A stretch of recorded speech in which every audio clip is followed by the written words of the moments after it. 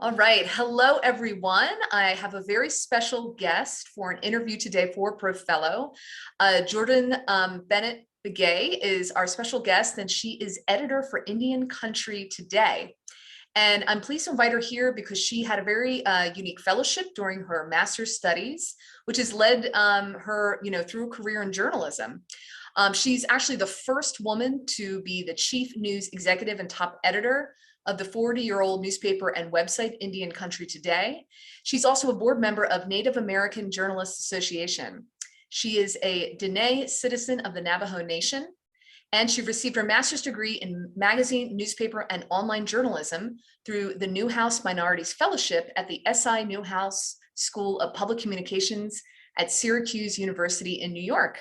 She's written for Native People's Magazine, Fan First, Media Shift, The Daily Times, Naja's Native Voices News, NPR's Next Gen Radio Project, and Syracuse.com/The Post Standard. So Jourdan, welcome. It's very nice to have you here. Hi, thank you. Thanks for having me. I'm excited to talk about my experience. Absolutely. Well, first of all, congratulations on your recent promotion to editor of Indian Country Today. Before I do want to ask you about this role, and we're going to get to that, but before we learn more about your new role, we'd love to hear about your path to journalism. I understand that your bachelor's degree was actually in athletic training. So what was your academic career like, and what inspired you to ultimately go into the field of journalism? Oh yeah, it was definitely left field. But it's funny how at least like my health background really lent itself to reporting on the pandemic. I mean, I think that just aligned up perfectly. Yeah, so athletic training was very time intensive and very heavy science oriented. So I needed something that I think I needed to be creative. And I thought, oh, let me just take some, I don't know, media classes. Cause I did, I went to liberal arts school. So we had to like dabble in a little bit of everything. So I loved writing. I read a lot as a kid. So I thought, oh, let me just try this out. And I saw this class. And I thought it was like blogging and just like having fun with video. And I was like, oh, let me just do that. I think it's just something to take my mind off the sciences. And I ended up going to class and I got the syllabus and it was news media writing.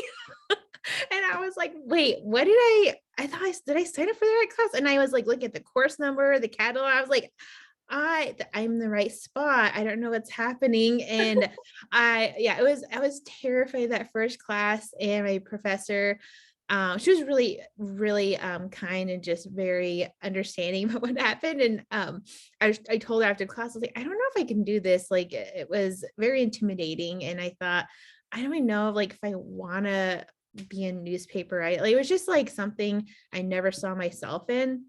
I mean, the extent I got, involved in news growing up was my mom would sit my sister and I in front of a TV in the morning and then morning and evening, and told us we needed to keep up on the current events. And we're like, sure, whatever. It was boring sometimes, of course, as a kid, but so that was like my exposure to news. I never read the newspaper.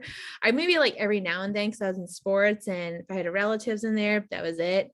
But my professor really guided me and said, no, just give it a try and I will definitely help you. And she definitely did. And I guess I just kind of liked talking to people. I really liked listening to the stories and just learning something all the time. My first story that I wrote for the school newspaper, like maybe in the middle of that semester, was about the stock market. I knew nothing about it. But by the end, I was able to talk to people, have an hour-long conversation with them about what's going on. And I think that was very rewarding for me. It was just like a free education within my education. Yeah. In a sense. But ultimately I think I just kind of started seeking opportunities outside the classroom, because the athletic training schedule and my responsibilities toward athletes kind of conflicted with the classes for the media or English department. So I sought out like fellowships or internships or just like anything, outside and during the summer. And yeah, I got a little bit of training in there, and it just started become yeah, just, I guess in a sense, my plan B, if athletic training didn't work out. And it, finally I got this other fellowship called the Native American Journalism Fellowship through the Native American Journalists Association. And it's this intense 1 week long just training at the conference, at the annual conference.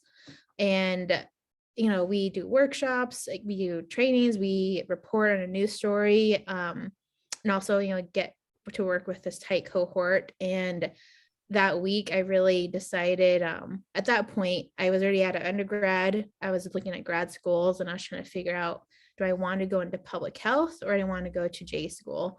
But after that experience, I thought journalism's for me. Like, it's so fun, and it just is more suitable to what I want, and what I want, out of my life. And that, kicked me into Syracuse. So it's kind of worked out from there. Yeah, that's amazing. Because I did want to ask you about the first fellowship that you did. I would call you a pro fellow, that you've done multiple fellowships, but that first fellowship, did that kind of give you a foot in the door into the field, or what sort of advantages did it have to pursue a fellowship, after undergrad, to kind of, kickstart your career and also just make connections and other things? Yeah, that one was really fun and interesting because it did it was kind of like not only it was like a networking opportunity, but also, they paid for like flights, they paid for trainings, they allowed me to connect with other people like who were, interested in the same area, right? But also I think it was more important for me because it connected me with like other Native journalists or other younger Native journalists. And now actually I work with a few of them who are in our cohort, which is really phenomenal. And yeah, I think that, and it's funny to like know that fellowship now. I'm since I'm on the board of NAJA, I'm also the chair of the education committee. So now I am the director of that fellowship. So now I get to use my experiences from that fellowship and other fellowships or internships and like apply them and kind of curate and enrich, the students' experience through Oh, this. that's awesome. Yeah, I'm so excited. This is going to be the first year. That's wonderful. Well, and tell me too, because we do know you went on to do your master's, but how many years did you work about before you pursued your master's in journalism?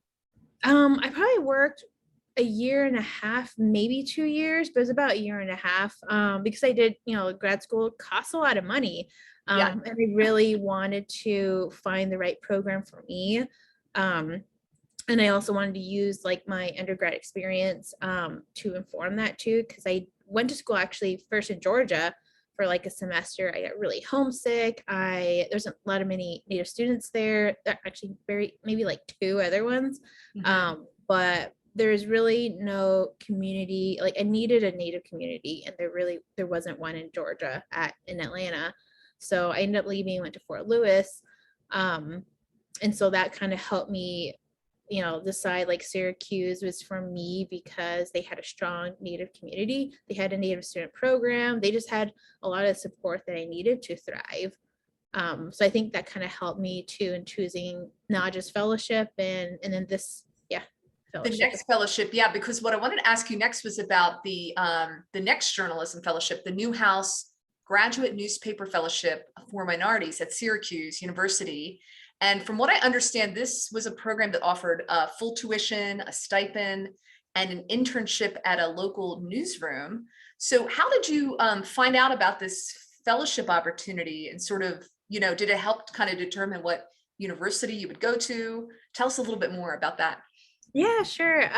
So to back up a little bit too, I think my last year of undergrad, I did this internship with the CDC, and I had a woman there. She told me that I should not pay for grad school because she said, when you're Amen.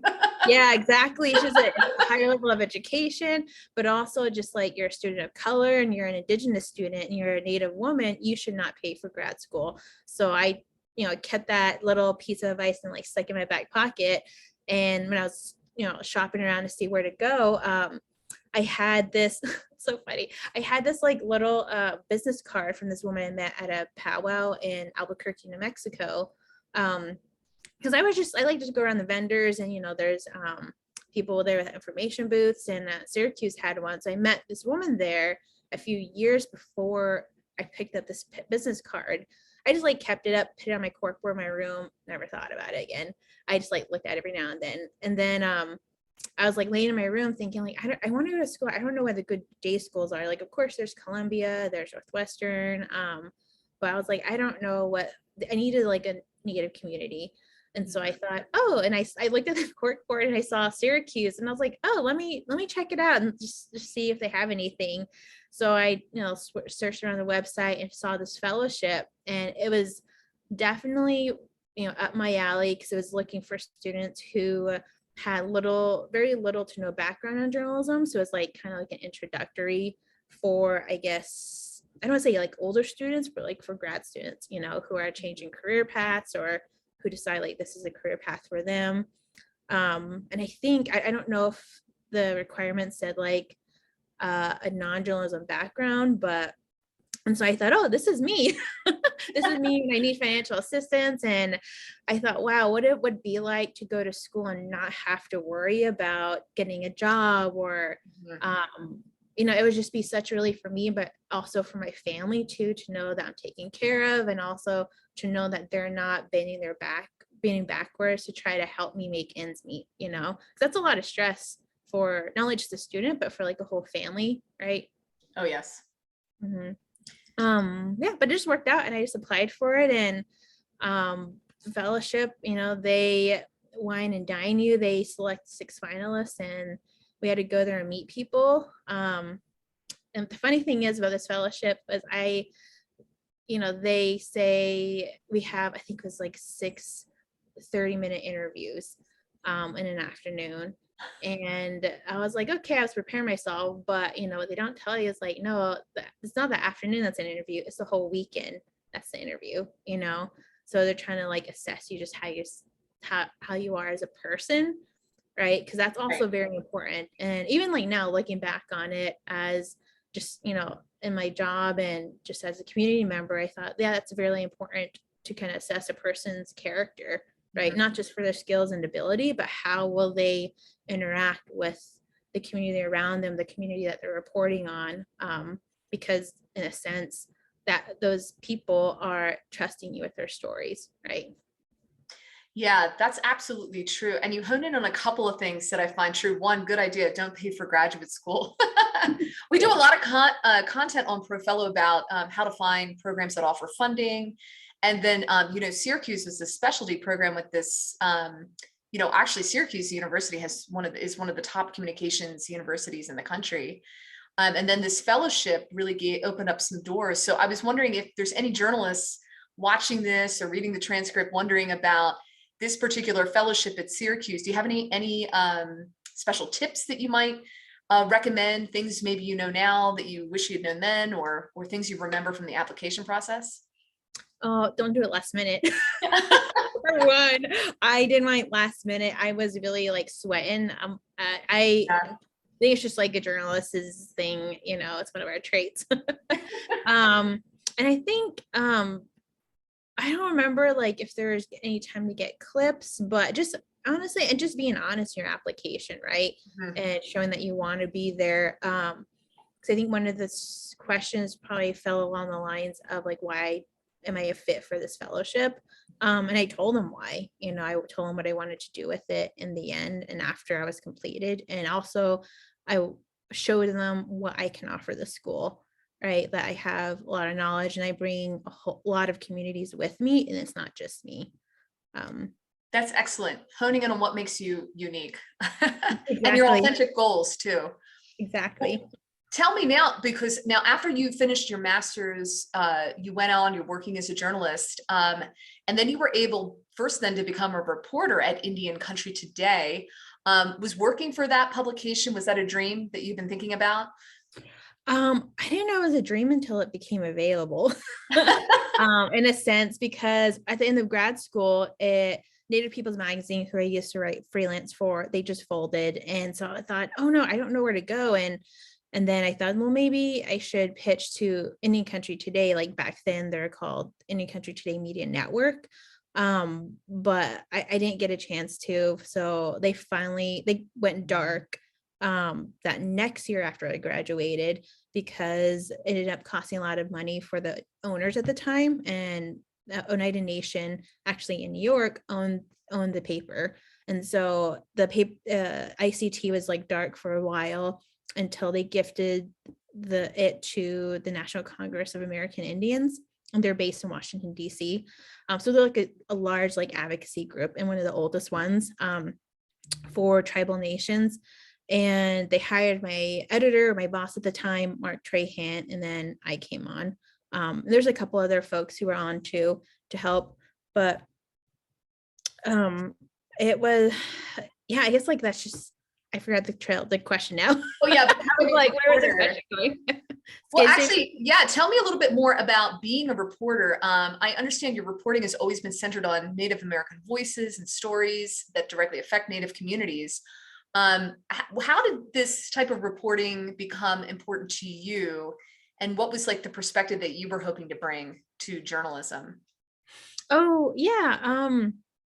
So I guess I didn't, like, in a lot of my experiences, I didn't have really a lot of my interactions like at the newsrooms, I didn't have like a really great time in. Like it was okay, like I got clips out of it, but it was like the environment and the work culture, I didn't really it wasn't suitable for me. It just was very conflicted, because a lot of times in these like mainstream or at least non-native run newsrooms, like I was always trying to fight like why a story was important, even though people on indigenous lands, there's a Native community down the road, and they, a lot of their readers too are indigenous, right?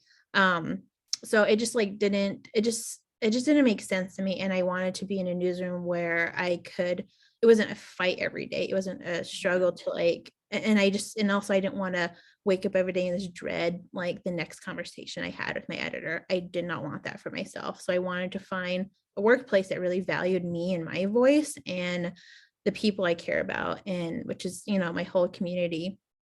And I think, a lot of our voices just really underrepresented, and a lot of the stories that mainstream media like covers are very like, again, like low hanging fruit. They're like the obvious stories, whereas the stories to us that really matter, like we're like people, right? We're people, we have similar issues or different issues, and we have very nuanced stories as well too, right? It's not based on stereotypes. It's not, it's just, I wanted to be in a place and wanted to tell stories that humanize us, that humanize like indigenous people, and to tell those fun, unique stories. So I guess like that's just why I wanted to be here, and it worked out. It's just, I've loved every minute I've been here. I really enjoy working with the people I do, and the ideas that just come through. I mean, we have a really talented newsroom and just a whole organization together.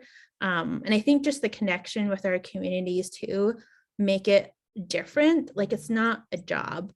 We're public servants, but it's not just a job to us. We're serving our communities. We're serving our aunties, our uncles, our cousins, our relatives. And so it makes it 10 times more special to us. And everyone on our team is just so hardworking because they know how important the work is.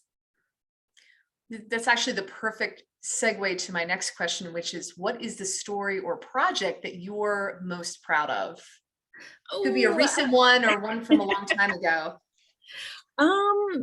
There's a couple of them. They kind of like bleed into each other. So the first one, and they're very related. So the one I'm most proud of is actually happened during the pandemic. So the Indian Health Service wasn't keeping track of the pandemic, cases at the time, like when it started in March 2020. I was like, with my public health like background, I just like observing what's going on, and I knew it was going to happen. I think a lot of like science writers, just people with science backgrounds, kind of knew what was going to happen. And so I thought I need to tell the story and also need to capture not only what this will look like in my community, because I'm from Navajo, and our tribe was, telling people how many cases were happening, but I wanted to look at the bigger picture in like an Indian country and see how the pandemic was affecting us. And a lot of people on social media and also like in our newsroom was wondering, like, what does this look like at a national scope?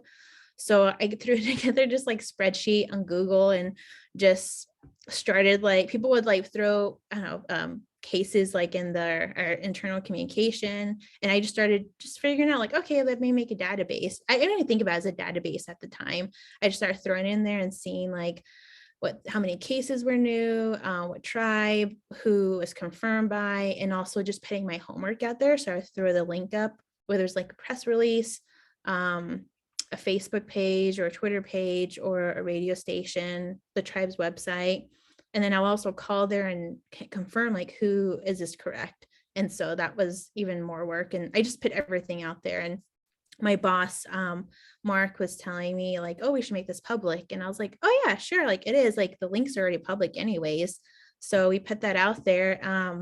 And it was just one of the, I didn't know, like just a simple curiosity thinking, oh, what does this look like? Would turn into something big, because I spent hours on that, like the first several months, like maybe 6 months, just I don't know, like maybe 4 to 6 hours a day, calling people and like building relationships and telling them what I'm doing and sharing this database with them. This other native epidemiologist caught in, so she made a map out of it, which was really cool. And because it's been something we've been wanting to do, but I was like, I don't know, I don't know how to do this. I don't have time for this. So I was happy we did it. And then she linked this up with some folks at Johns Hopkins University. And so we partnered up to create like even more comprehensive database. And technically now, like I kind of like handed over that baby to them and was like, take care of it, you know. So I check in every now and then. Now we have volunteers who are calling around to tribes and asking tribes, you know, for publicly available data, right? You're just searching around. And now they turned it into this big map that's on the resource page of their website. And I think that's just really like fun project for me, because it came just like out of love, just like I want to see what's going on, because I want to show people this is what it looks like, right? And also I think it was important for me to like be transparent with tribes and show them this is my homework, it's up for scrutiny. If I'm missing something, let me know. Mm-hmm. And then sharing that back with people who share that information with me was another important thing, because a lot of times reporters or even like medical researchers will go into, you know, communities of color and just go in there, do what they need to do and come back out. You know, they would extract what they needed and just leave without giving anything back. So it was important for me to give that data back to them and say, this is what's going on.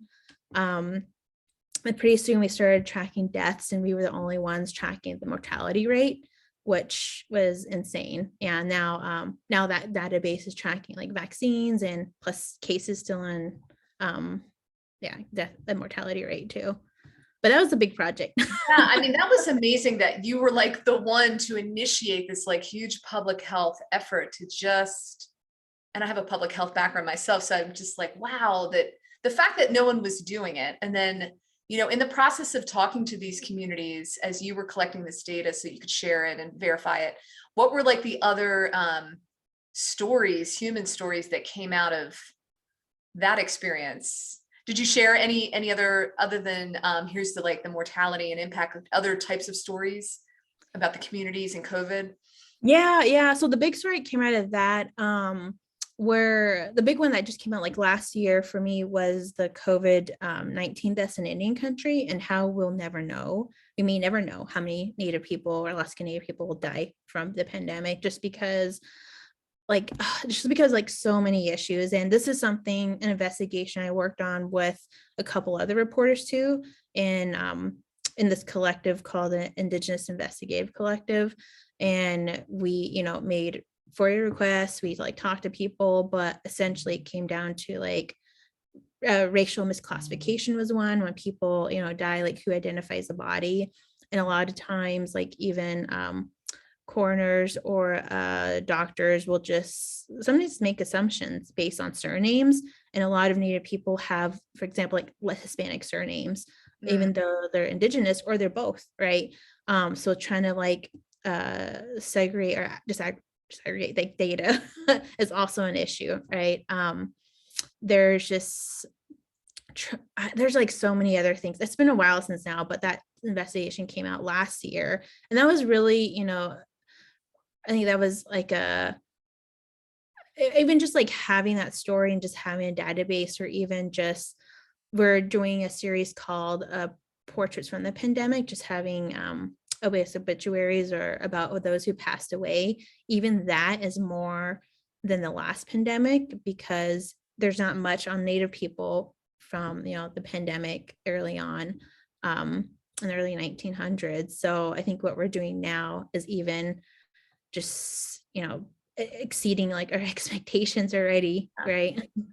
But I think it's a deep context too. So IHS, to the database, IHS did start tracking it, but they didn't. People wanted to know what was happening in their tribes or the big picture. IHS was able to do that, but they only did it in their 12 regions that they're structured as. So they couldn't go into more detail, but people wanted more detail.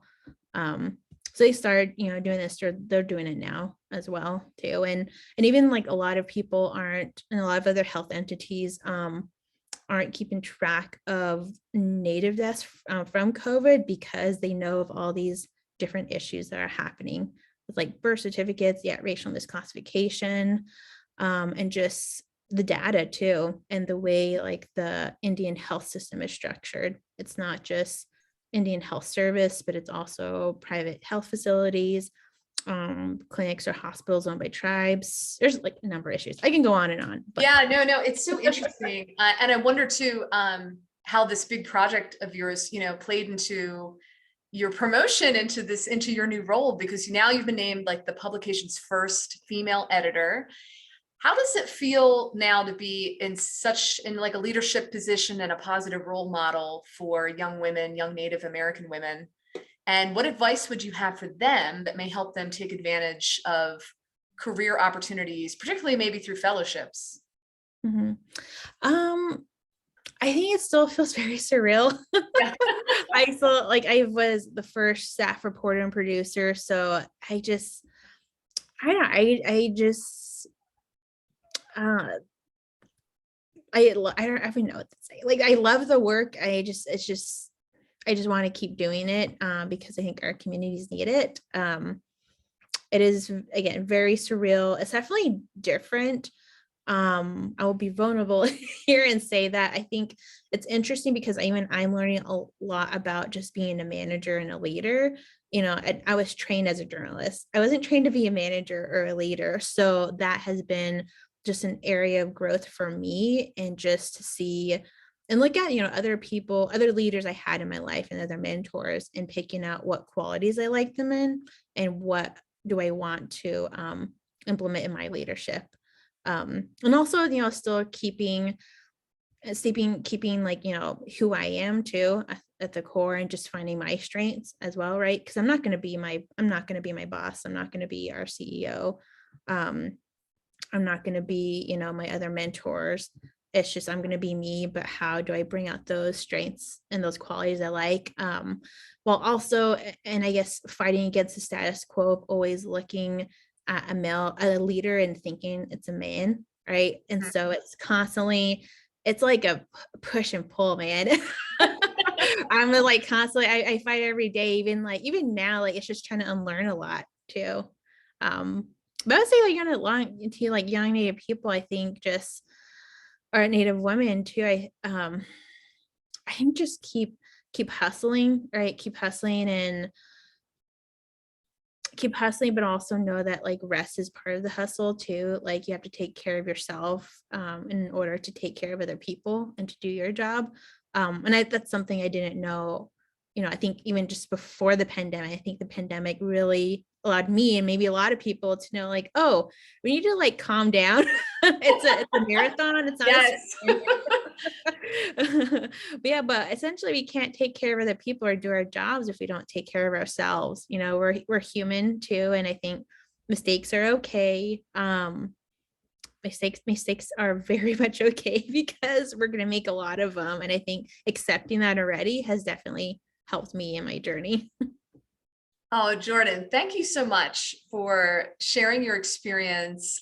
You just have a really interesting background and trajectory in your career. And a couple things I noticed is that you have like linked yourself into groups like Naja and others. And so, I mean, I would also encourage, recent graduates and others to like go out like Jourdan has and really link yourself up, get involved in organizations that are doing socially impactful work and can kind of broaden your network so that you can kind of find these opportunities. Yeah, no, that's definitely the big tip I think I definitely learned, and just trying to be brave and just go into those spaces and just own it as well, because it's definitely helped me, right? And also just viewing relationships just as like friendships too, and because I don't believe in like people being very transactional. It feels very odd, it just doesn't feel human. So always going into those, and every person I met along my journey has felt like a friendship, and that's definitely helped me. And but you're right, I think networking and putting yourself in those groups, that's definitely been one of the big things. I love that. Thinking of networking as friendships, that's a really good way to think about it, that you're building relationships, not just Mhm. a network. I love Yep, that.